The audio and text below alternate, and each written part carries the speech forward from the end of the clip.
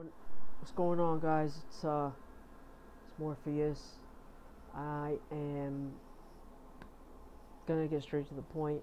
I've been gone for a while, but I recently I found a couple of things. This is gonna be a real long video. I found an epiphany that just blew my mind away. Um, with several things. Okay, I'm going to talk about the quantum computer. I'm going to talk about the simulation that we're inside of, and how many not only pagan mythologies and stories, especially uh, the German mythology or Norse mythology. They kind of mix together. How why it's so demonized by Christianity, and it's because it literally every single culture, every every culture, every civilization, every mythological story talks about the quantum computer, how it's made, and how it puts us in here, and what the whole point of it is. And Christianity doesn't tell you. I'm going to tell you guys exactly what's going on. Now, when they speak about blacksmiths, when they speak about builders, when they speak about metals and how these builders made all these temples and stuff, this is they're talking about the builders of the simulation. Okay, I'm gonna start this off with this coining press. This is very symbolic. Okay, this coining press, so we are the coin. We are what the simulation is. The simulation is pressing our soul into inside of it. Okay, and we are the coin. Now, there's a machine that they speak of, and this is all symbolic,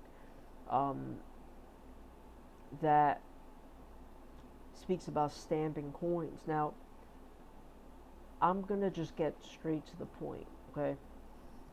What they're talking about is the simulation, and when they are stamping coins, the coin is very symbolic, and as you can see, it's a cross. It's literally a cross. And when they speak, and look here, this is the you're gonna see this a lot. This symbol, okay, the shape, the geometric shape of this, it's the shape of CERN. Now, we are the coin is the soul, and this is why I believe every coin that we see, quarters, pennies, nickels, has a head on it, the head of a president. But the head is symbolizing us, the mind that it's pressing into the simulation, um, through its metals. What it's doing, it's forging us in here. It's manufacturing a bunch of souls, a bunch of humans, a bunch of we are synths. We're synthetic human beings. Okay, and I'm gonna get to how they do it. When they speak about the cornucopia, they're speaking about whatever device that this is that puts our soul into the simulation. This spiral, it's kind of like a S, like a serpent. See, we are the fruit. Anything that talks about the fruit, anything that talks about the seed, the grain, it's talking about us. And we start at the top of this right here, whatever machine this is, and you can even see down here, it's literally the shape of the head of a Baphomet. When it sucks our soul down here, this is what is this is what's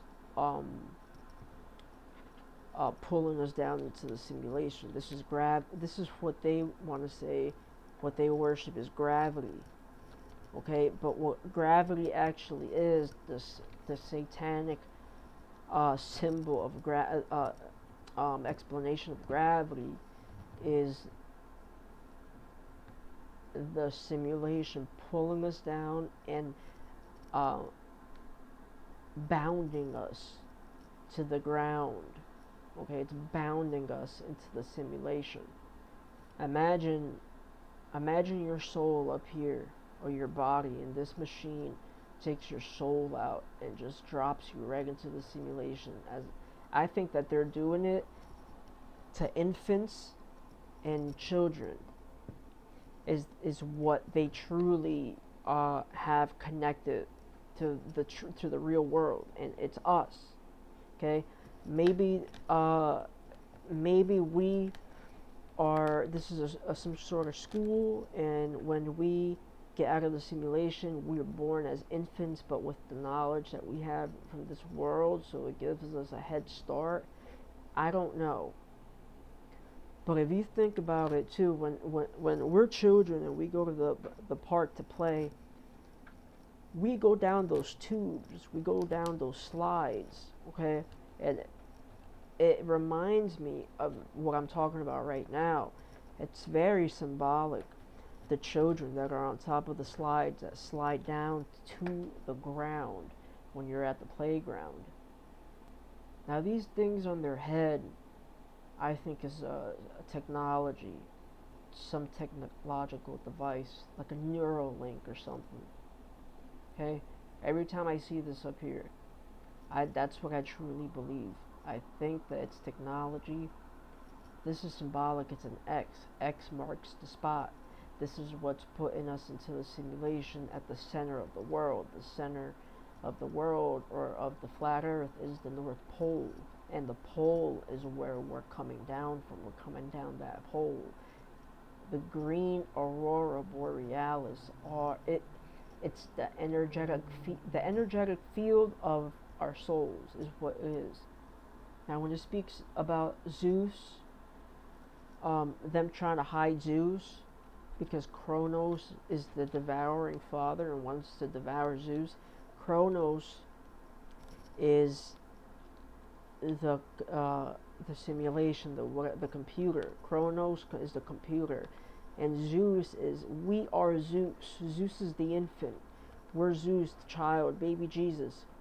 And I don't know, maybe we were trying to be hidden somehow in the real world, or they're trying to hide the children from these beings that want to kidnap babies and put them into this computer. I don't know, but Kronos is devouring the babies. The Kronos is the computer eating up the babies.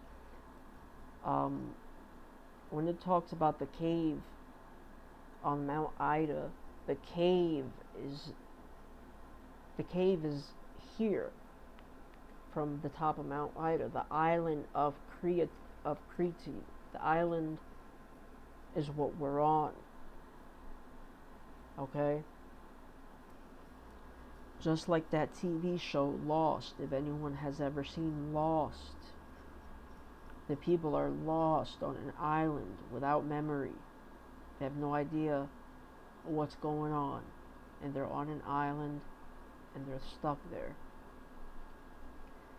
Zeus is also the electricity, because we're electric, and I think whatever sort of technology, or whatever whatever this electric field is that has us in here, or is us, because we are the electricity is powering our bodies and our mind wirelessly, our brains wirelessly. Because we're powered wirelessly, guys. We're not connected to nothing. And, we're walking around, breathing, working, doing all these things in the simulation without anything. Because the animals, everything is powered wirelessly. A lot of times you're going to see them talking about the horn. Now, see, here's the thing about the horn. My interpretation of the horn, and I'm going to get to the word horny as well, what the meaning of horny is. Okay? When you see Jesus with a crown of thorns, The crown of thorns, when you see them talking about the crown of thorns, this is the device that has us connected here. And it's connected, it's a machine, or not a machine, some technological device that's wrapped around our head. I think that the thorns might be wires or something, because when Jesus is crucified on the cross, we all know that the cross is Saturn. Saturn is the cross. Fold up across, it's a cube. Okay? The cube of Saturn. And we are crucified on to this plane of existence with this, and we're on it with this crown on our head. And if you look closely at Neuralinks, this is the crown right here. This is the crown of thorns, and the thorns is the agony, these wires that are plugged into our head.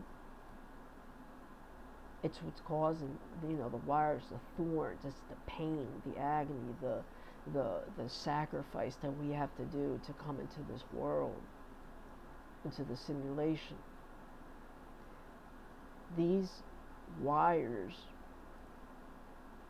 is the thorns around Christ. What I just told you, think about that. Think how symbolic that is. And I learned this, what I'm telling you guys right now, from Bro Sanchez, and it blew my mind away, because he's right. That's what this is. That's what I think the crown is. When it talks about the word horny, see, we are automatically ourselves bringing life into this simulation. And the Gnostics believed that bringing life into this world in their way is a form of a sin. Because we're bringing life into this world for the child to grow in pain and suffering. And it's through what? Through one emotion, one electrical pulse of an emotion. Through our chakras, our lower chakra. And what's that? It's being horny. The male and the female, the way that they reproduce life is by having sex, and it begins with being horny. You see what I'm saying? It has us doing its bid without the machine or these deities above having to do much now. Because now when we have sex, we're just bringing them in. Who knows how this actually works, or why, or when, or who, but what I'm telling you really is making some sense. It's resonating a lot.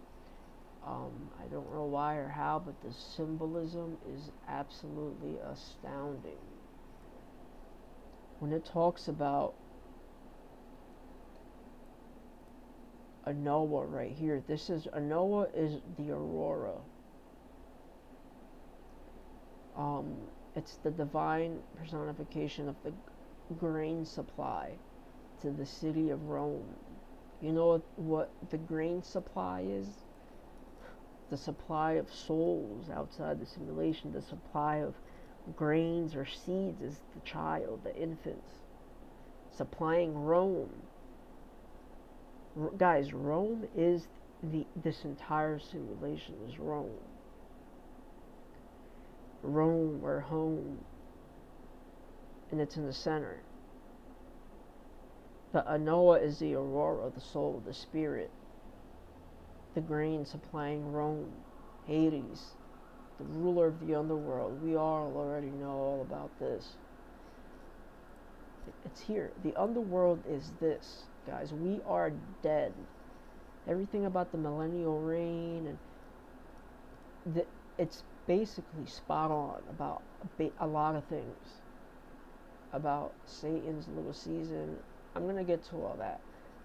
But it's very close to the truth. I'm going to explain more to you guys, a lot more. This painting, for example, right here, guys, look at this shape. What's that look like to you guys? Look at this half of this shape. Okay?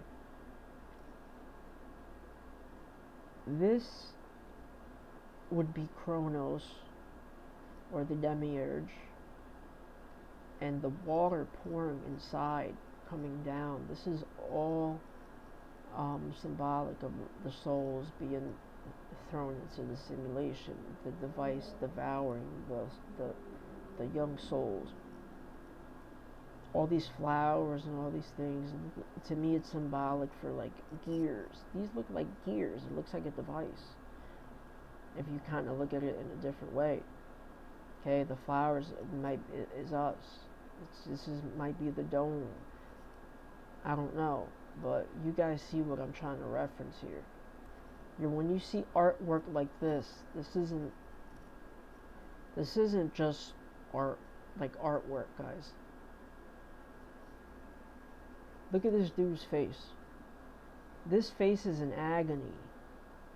Okay, and it's in the center of this shape that's sucking this person into the simulation.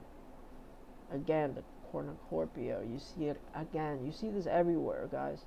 See it again. The fruit plugged into the simulation. Here's your simulation. Here it is. The dome of the flat earth, the firmament. Here's the North Pole, the center. This gets sucked right into the center. Right from here, all of this ends up here, into the simulation, at the center of the world. And you're going to see stuff like this everywhere. Look at this. This is the flat earth. Right here. This is the flat earth.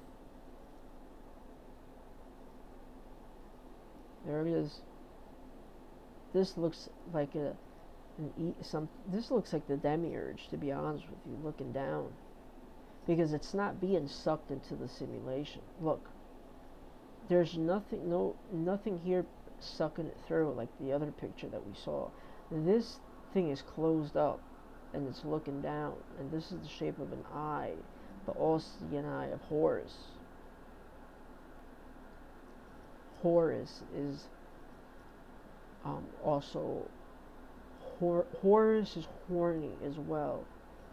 It's the entire process of bringing souls into sacrifice and agony, and it's watching Sauron's eye at the top of the tower. Okay, a lot of times too, when we hear about the hunt and gathering, the hunt and gathering is them hunting us, gathering us. That's what it is, and we celebrate it without even knowing. We celebrate the hunt and gathering, but no, it's them. This is them hunting and gathering us. I forgot what story it is, but there's a book or something like that, of a man who kidnaps people and lets them loose inside of this forest or something like that, and they go and try to hunt them down. It's like a game that they do, and it's a thrill to them. It's a extreme thrill to them, while the other person is naked and afraid and running, not having any idea where to go, just trying to survive. That's the hunter-gathering. Now it also says here, at the bottom of this, wait, give me a second.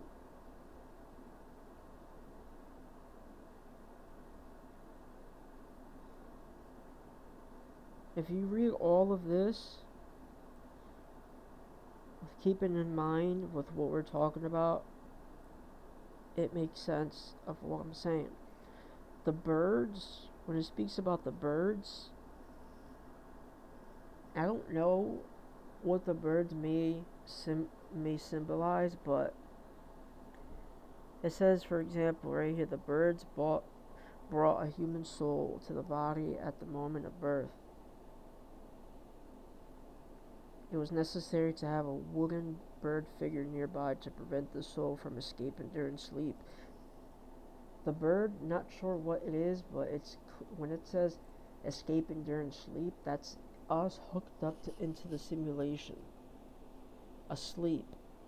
And I guess this bird is nearby, whatever that symbolizes. Maybe, I don't know, one of these deities from us trying to make sure we don't escape or wake up, I guess.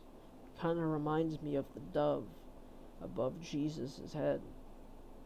The soul bird protected the soul from being lost in the path of the dreams. The path of dreams, the dreams is the simulation.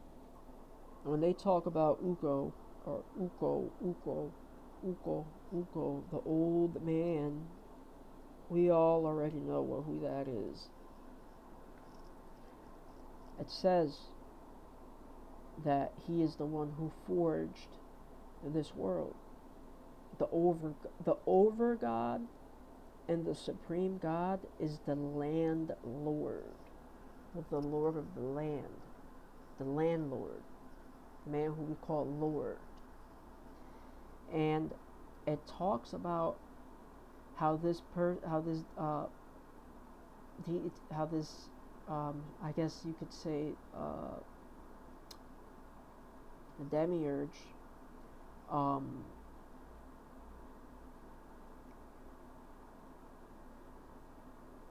was to turn into a smith hero, the god of rock, forging the stars on the dome, sky, magic mill of plenty. You see, the rock, when it says the smith hero, it's the builder, the master of metals, or the builder of the quantum computer. When you think about, if we're in a simulation, who built something this complex and this, it's just mind blowing. You can't. It's impossible to really comprehend this. But when you think about it, it is a god, and this was considered the person who, the god of the world. And when it talks about this symbolically, it says Uko's weapon was a hammer, axe, and sword. This is basically saying the builders and his tools, okay, which struck lightning.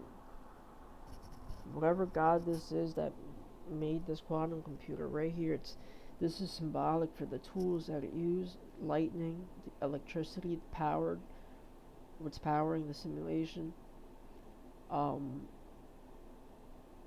I think all these weapons are symbolic of each of them on their own, but I'm not gonna get into that. But you guys know what I'm trying to show here, what I'm trying to say.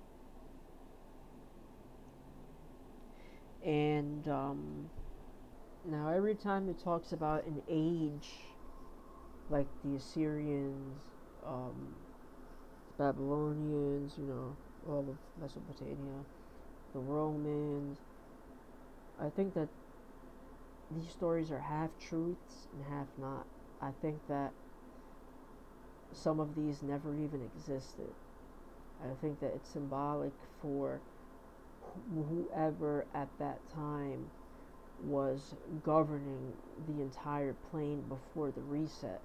Every time there's a fall, like a fall of a civilization, that's the reset.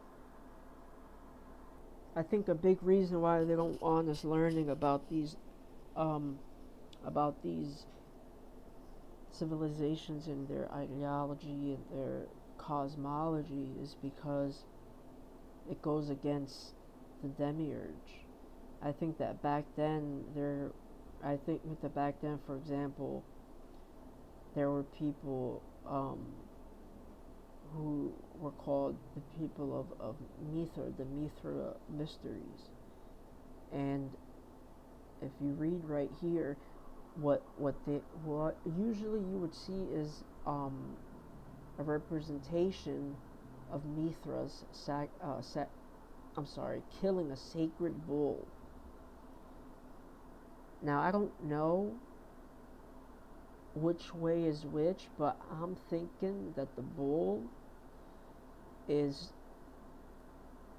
whatchamacallit, would be the devil or the demiurge, and it would be us, one of us, killing the bull or killing the master of the simulation.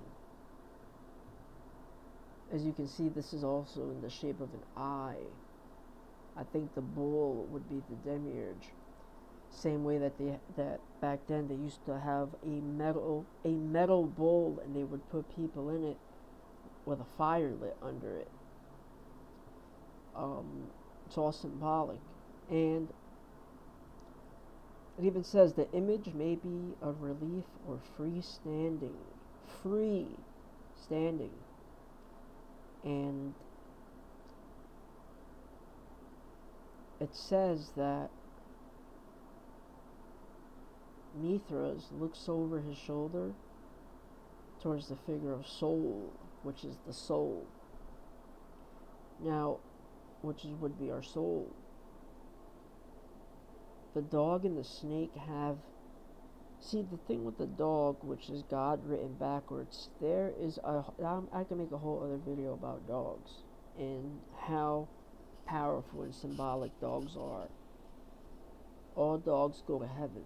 Dogs are sacred, and the snake is our kundalini, reach up towards the blood. The dog is the God in us, the dog in us. Some people say I'm a dog. In the simulation, it says that the event takes place in a cavern, which is where Mithras carries the bull after hunting it, and is overwhelmed its strength. See, I think we are the ones that got out the simulation, and we were overwhelmed by how difficult the world is, but we beat the world. We defeat this world, and we get out. But I think that what they do later on is they flip it around. Like I was talking about the hunter-gathering before, they turn it around on us. See, everything is inverted, but back then it wasn't. But this story was turned around. Outside the cavern, outside the simulation, the soul, which is our soul, the flaming crown, the ray of light reaches down to Mithras. At the top of the right is Luna with her crescent moon, who may be depicted driving a biga. That's us escaping the simulation, defeating the bull, defeating, he wrangles up the bull and defeats it. Just like, what they do in some countries when they they play with bulls. Meaning, they throw lances, spears at the bull to try to kill it in arena. See, the spears is symbolic there again. You ever see a bull bleeding in that arena with about 10 spears in it and it's still running around? What are the spears, guys? Remember? Here it is. The spikes around, the thorns around. There's the spears. Mithras. The spears around the bull. Defeating the simulation, but you see how they turned it around backwards. And now we are the one with the crown of thorns, that the simulation is sacrificing us. But it's supposed to be the other way around. See, a story like this would change a lot of people's perception on things, because it's the story of us winning. Everything is backwards here. There's so many interpretations of bulls. In India, they worship the bull. The bull is sacred. Now, you may say, why they're sacred, and this whole interpretation on why they're sacred and how it's good and all this stuff. But no, I think it's not. And the bull is supposed to be symbolized as the simulation, the horned one. But see how everything is inverted backwards. Instead, we look up towards the bull. Why you think in Wall Street there's a steel giant statue of a bull on in Wall Street? Sometimes Mithra is depicted heroically nude. We're naked. We once we exit the simulation, guys, we're naked, but we're clean. We're clean. We're natural again, back into our true form. And it even says in some of these reliefs were constructed so that they could be turned on an axis. There's the axes, or the axe, like the tool, the axe, turned on an axis. The axis is the North Pole that turns the flat Earth. The dome, the pole is in the center that spins, that turns the world, like a ballerina dancer. Okay?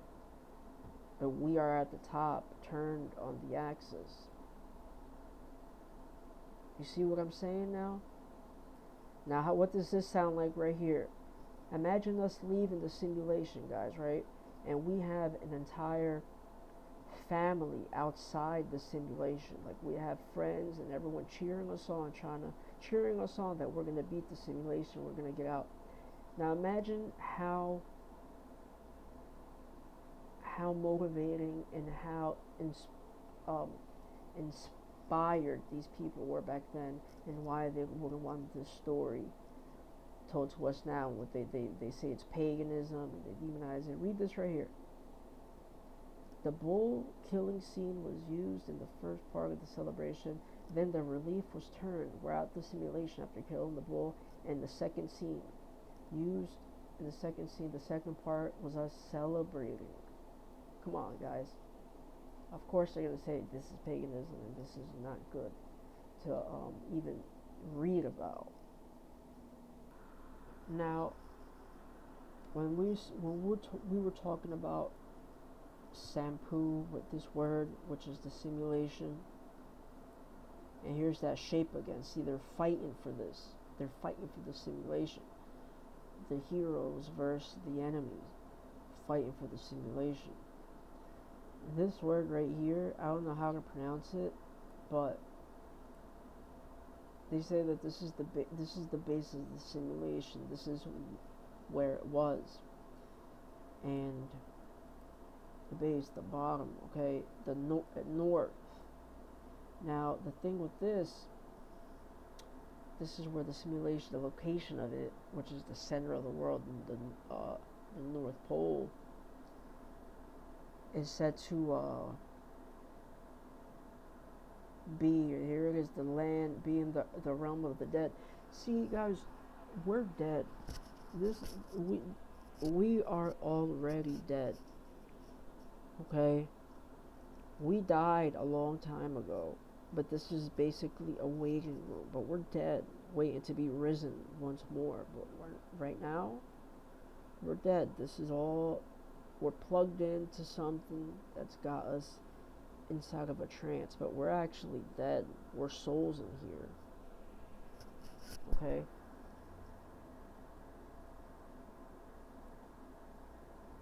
There it is.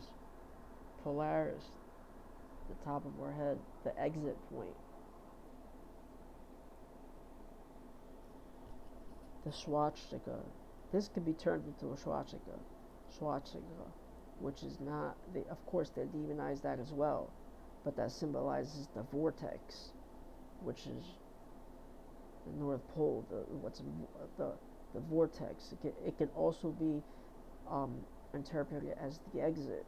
When you meditate and you focus on the center point, you'll start to see a vortex, like a tunnel spinning. If you meditate hard enough, you can exit that tunnel, have an out-of-body experience. It doesn't have to always be bad. It's inverted for us to be thrown down it, but the truth is, it's actually supposed to be upwards, our escape route. Here's the maker of the simulation, once more, the blacksmith. Okay? He is immortal, the demiurge, of course, glorifying himself.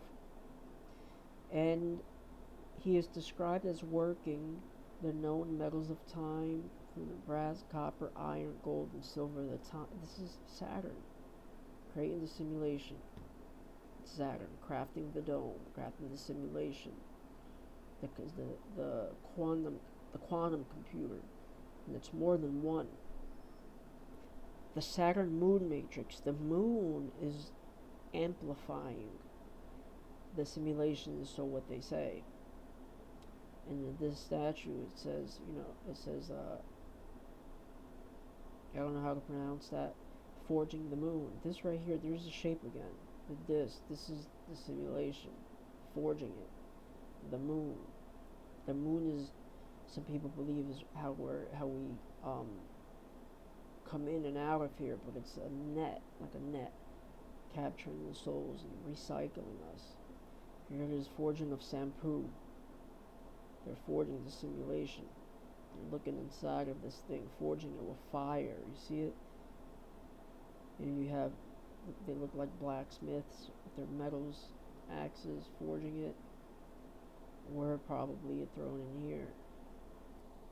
Now you might not see this the way that I see it, but here's the simulation, the stump, the root of this tree that was cut down. They're using it. This is shaped like what? Shaped like a T or a cross. Us being thrown right into the simulation. And he is forging us into it. See the babies, quote unquote angels.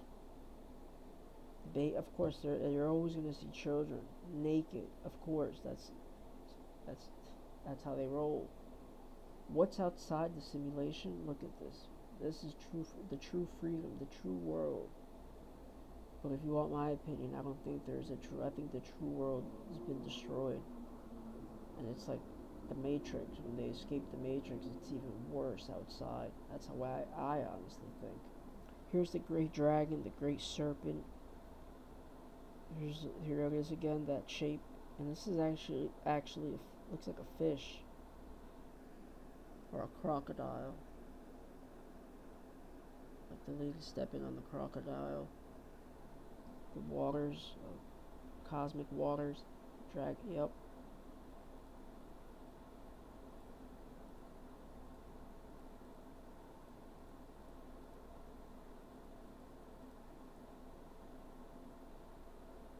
Here it is, CERN. The CERN machine, the portal. Look at that, this looks like wind. It would be the highest, the most powerful element, the wind, the air, which is us.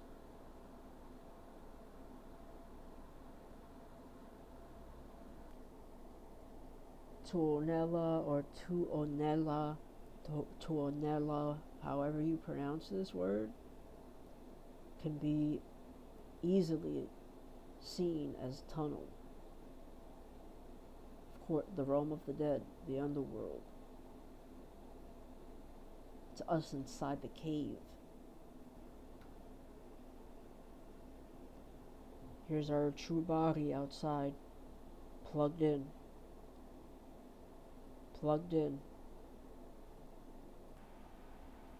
There it is. The thorns piercing the baby. These are the wires inside the baby. The thorns piercing the baby.